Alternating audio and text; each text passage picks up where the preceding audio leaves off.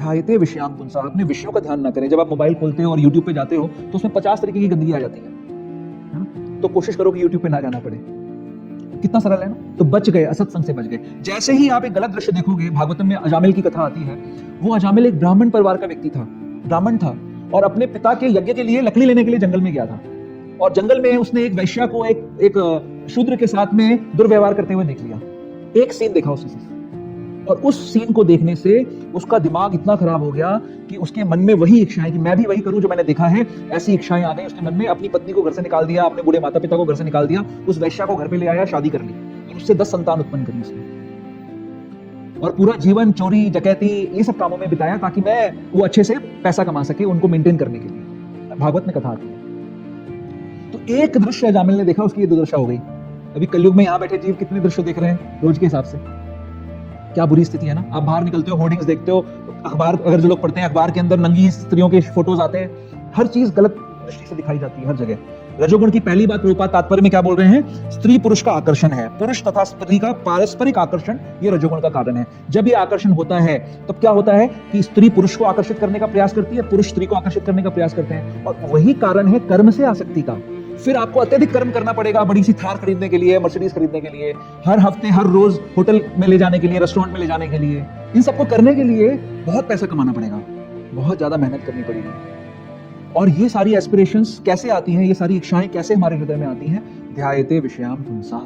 जब आप हर एडवर्टाइजमेंट में, हर टीवी के इश्तेहार में, हर टीवी सीरियल में, टीवी सीरियल्स बनते हैं, उसमें दिखाते हैं बहुत सुंदर सा घर है ना, और बहुत सुंदर सुंदर सब लोग हैं। तो जो किसी गांव में किसी धोबी का बच्चा जब उसको देख रहा होता है, अरे यार तो बड़ा अच्छा है, शहर वाले सारे ऐसे रहते हैं, मैं भी शहर जाऊंगा। बेचारा जब शहर में आता है तो उसको 8 बाई 8 के कमरे में 12 लोगों के बीच में रहना पड़ता है। और कहां से आता है? जहां पर उसकी खुद की जमीन थी, जहां पे वो खुद उगा रहा था अपना खाना और खुले आसमान में आनंद ले रहा था। वो बेचारा व्यक्ति गांव से चल के आता है शहर में, ये सोच के कि जो टीवी सीरियल में देखा था, बड़ा सुंदर सा मकान और सुंदर सी गाड़ी और सुंदर सी औरत, ये सब मिल जाएंगी मेरे को। कुछ नहीं मिलेगा।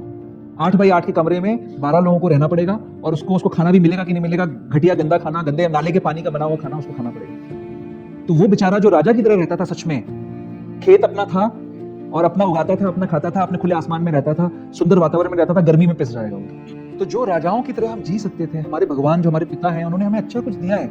इतनी धरती पड़ी हुई है, इतना कुछ सामान, इतना जगह पड़ी हुई है, उसको छोड़कर लोग 8 बाई 8 के कमरे में रहकर खुश हैं। कुछ अब ये हमारे जो बिल्डिंगों में वॉचमैन होते हैं, उनको 8-10 हजार रुपए, 15 हजार रुपए अलग अलग जगह के हिसाब से मिलते हैं। अगर आप उनसे पूछो तो उन सबके खेत हैं कहीं ना कहीं अपने गाँव में। जो माली लगे हुए हैं उनके खेत हैं अपने गाँव में, बट उनको पैसा चाहिए क्योंकि उनको मोबाइल खरीदना है, उनको गाड़ी खरीदनी है। तो ये सिचुएशन है समाज की। और ये सब क्यों हो रहा है?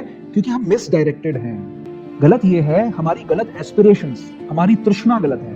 हमें जिस जगह जन्म मिला है, जैसी व्यवस्था मिली है, हमें उसमें संतुष्ट रहना नहीं सिखा रहा समाज हमारा आज का। हमें जबरदस्ती वो पहुंच रहा है कि तुम्हारे अंदर कमी है। भारत के अंदर अगर कोई व्यक्ति अंग्रेजी बोलना नहीं जानता तो उसको हीन भावना से देखते हैं कि जैसे कि ये कोई वो है, जंतु है कोई, ऐसा सोचते हैं। चाइना में जाइए, चाइना में चाइनीज में अभिमान है लोगों को, वहां पे इंग्लिश को जोर नहीं देते। जापान में जाइए, जापानीज पे वो लोग ध्यान देते हैं, उनको इंग्लिश नहीं आती। भारत के अंदर ऐसा हमको सिखा दिया गया कि अगर अंग्रेजी बोलना नहीं आएगा तो आप कुछ नीच व्यक्ति हो गए। तो तृष्णा, हर किसी के अंदर तृष्णा है कि हमें विदेशियों जैसा बनना है, फॉरेनर्स जैसा बनना है। उसी के कारण हम सभी लोग दुखी होते हैं। श्रीमद् भागवतम कहती है, स्थाने स्थिता, जिस स्थान में हो उसमें रहो, जैसी परिस्थिति में हो वैसे रहो, और अपना फोकस भगवान के भजन की तरफ करो।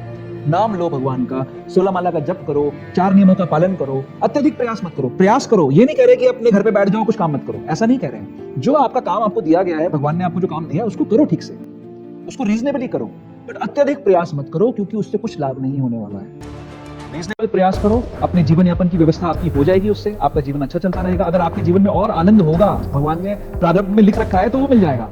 और अगर नहीं होगा, कितना भी एड़ी चोटी का जोड़ लगा लो, तो नहीं मिलेगा। तो अपना समय व्यर्थ मत करो, भगवान के भजन के अंदर स्थित हो जाओ। उसका जो मेन लक्ष्य जीवन का है, मनुष्य जीवन का, उसको प्राप्त करने के लिए प्रयास करो, उसके लिए ज्यादा प्रयास करो। और ऐसा करने से इस रजोगुण के बंधन से मुक्त हो जाओ।